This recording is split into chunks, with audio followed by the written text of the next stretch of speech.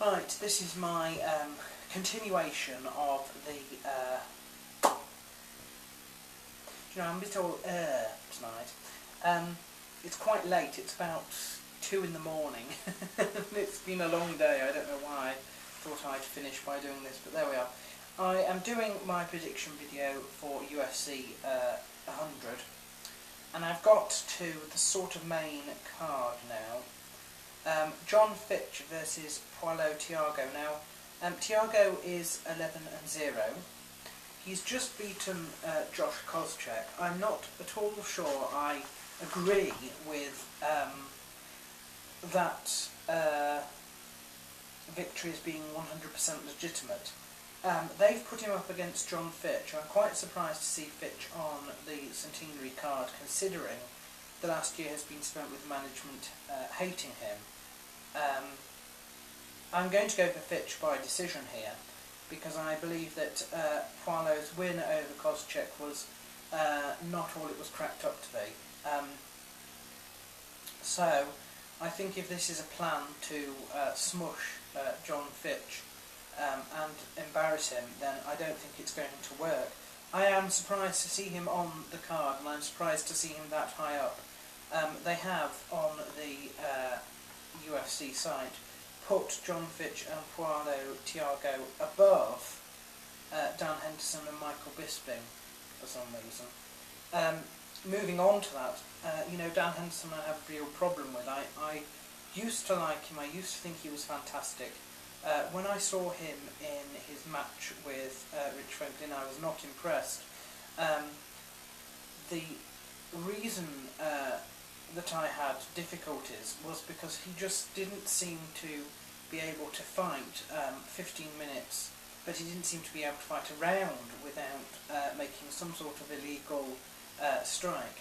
I believe he won the second round on merit, but the first and the third, well, there was the illegal headbutt in the first, and there was the illegal eye poke, seconds from the end in the third. I just think that the headbutt, I think was accidental, but the eye poke on slow motion recap looked deliberate. I don't like him anymore, and I think that Tough has just sort of shown him to be sort of slightly inadequate, really. He certainly hasn't come off fantastic. Having said that, I'm also not a big fan of Michael Bisping. I don't think that he really represents this country that well. He's a bit of a foul-mouthed individual. Most people agree that his political win over Matt Hamill was an absolute crime, and he did things like had problems with his visa, so he couldn't get to Tough on time. He missed one of his team's fights altogether. He says he was jet lagged. I don't know how long after coming into the country. Most people think that it was a given that I'm a singer, I can't remember what his first name is, was going to lose, and thus he didn't bother showing up. I don't think he has a hope in hell of beating Dan Henderson, I really don't. And I'm rather hoping that Dan Henderson wins. I would like to see a knockout in the second round, would be nice.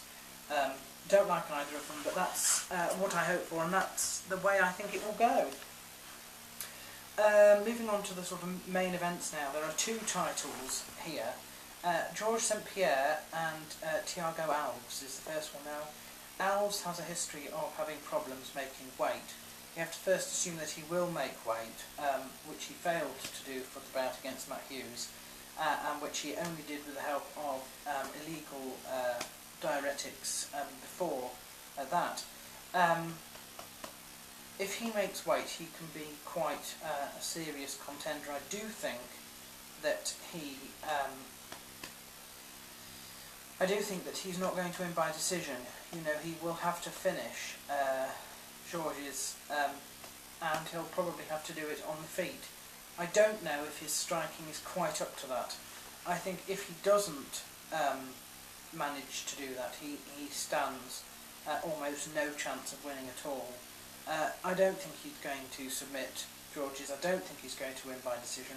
He has to knock him out in some way, and you know, I think that St Pierre has moved on from the Matacera experience where he sort of gets rushed. If you pardon the pun, with this nickname then, do apologise. That might be something that Alves can try, but we've seen that if he tries that in the first round and fails, for example, he's not going to get a second chance in the second and the third. It's a title match, it can go to 5 rounds. I'm afraid I'm going to have to say that I think that Georges St Pierre will probably win by TKO round 2, round 3, depending on how good Thiago Alves is. But I do think that Alves stands a chance. I think he's a legitimate contender, and I think, you know, if he gets lucky, if it's a very bad night for St Pierre, we could be seeing Alves taking the title. Again, I think that these matches are fantastically arranged. I think they're going to be extremely exciting and competitive. And really the matchmakers have outdone themselves, except for a few bouts like Stephen Bond and Mark Coleman, for example. But, you know, every card has its weak link. The main event, Brock Lesnar and Frank Mir. Now, in their first bout, Brock Lesnar was winning before Frank Mir got the submission. People have blamed the referee for sort of missing out the opportunity to stop the bout.